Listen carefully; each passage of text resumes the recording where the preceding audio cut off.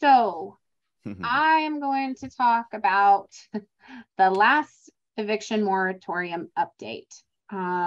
Everything we're seeing is that this is it. We're done. So as of June 30th, the moratorium ended. I attended a webinar at the first week of July, so it was official. It had officially happened and passed, and there was no stalls. So now what? Because we've been in this mode for 24 months, it's kind of shifting back to the way it was pre-COVID. So what does that look like? What that looks like is we don't have to wait for rental assistance anymore. There is rental assistance out there. I should say there are rental assistance programs out there. They have no money. So the good news is for you as a landlord and us as a management company, we don't have to wait that stipulation any longer. We can go ahead and file. We can go back to simple pre-COVID forms. And if you have had to fill out a form, you know that it is a pain. Pre-COVID, you owe this month's rent. This is what it is. And you file the forms. During COVID, there were numerous forms that had to be filled out. And if you didn't fill out the right form, you're out of luck on being able to collect or file eviction or anything like that. So the good news is simple is back. And now they're responsible to pay their rent on time. We don't have to allow a splitting of rent, which we didn't allow pre-COVID. It's all or none.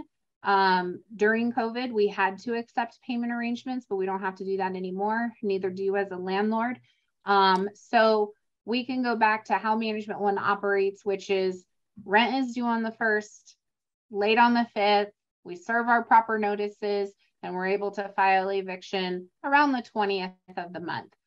So it totally takes the guessing game out of it, and being able to expedite the process.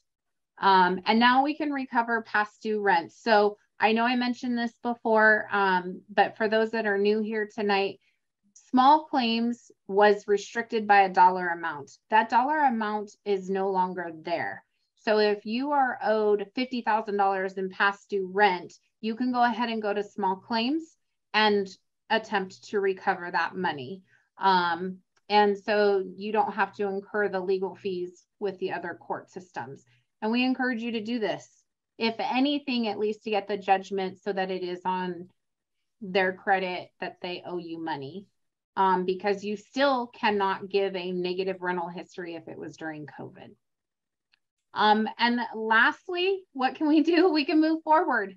We can put that time behind us, move forward. It still is going to be there, especially if you're owed money, but we can move forward and regaining possession. I think, Ron, we have something like 20 evictions going right now, which in the 17 years that I've been here, we've never had that many. But that's how serious we are about regaining possession of properties and getting things back to normal for our owners as well.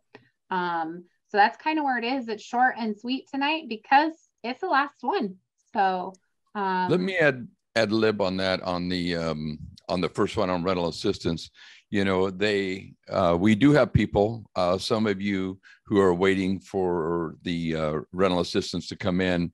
They are due to get another round of funding, you know, so we do have a good chance of those of you who have been informed by our accounting department that you have a resident that has been approved for it, but they don't have money. The odds are pretty good that that money is going to come through. We just can't tell you when. Okay. Also on the small claims, I just want to clarify, you know, normal small claims, you can sue up to $10,000. That is still true on everything other than COVID rent. Right. Okay. So we've had a few people get a little confused on that. So if it's something other than rent of what we call COVID rent, then it's still $10,000. Okay, as far as on that.